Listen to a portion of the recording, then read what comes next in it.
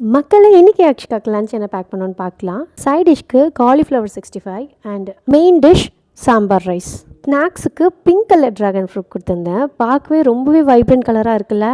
சரி, இப்போ evening school விட்டு வந்தவொடனே என்ன ஸ்நாக்ஸ் கொடுத்தோன்னு பார்க்கலாமா. இப்போ ட்ரெண்டிங்காக போயிட்டுருக்க கார்ன் ரிப்ஸ் தான் கொடுத்துருந்தேன். ஸோ அதுக்கு 2 கார்ன் எடுத்து வேக வச்சுக்கிட்டேன். பட் நான் ஒரு கார்ன் தான் இந்த ரெசிபிக்கு யூஸ் பண்ணிக்கிட்டேன்.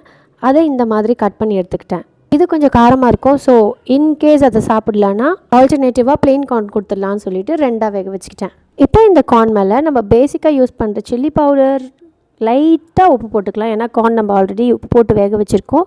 கொஞ்சம் லெமன் ஜூஸ் போட்டு நல்லா மிக்ஸ் பண்ணிக்கோங்க. அதுக்கப்புறமா இந்த மசாலா கார்னில் ஒட்டிக்கிட்டு பிரியாமல் இருக்கணுன்றதுக்காக கொஞ்சம் எண்ணெயும் போட்டுக்கிட்டேன்.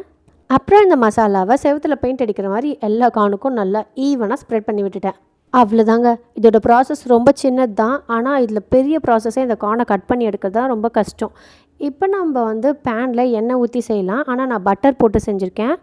பேனில் ஒரு 10 மினிட்ஸ் விட்டிங்கன்னா நல்லா செவந்து வந்துடும். அப்புறமா நம்ம தட்டில் சர்வ் பண்ணிக்கலாம். அண்ட் பேனில் இருந்தால் மீதி பட்டரை வேஸ்ட் பண்ண மனசு இல்லை. அதனால் அதை எடுத்து இந்த கார்ன் மேலேயே ஊற்றிக்கிட்டேன். லாஸ்ட்டாக உங்களுக்கு வேணும்னா இன்னும் லெமன் நீங்கள் ஆட் பண்ணிக்கலாம். அவ்வளோதான். See you in next video. Tada!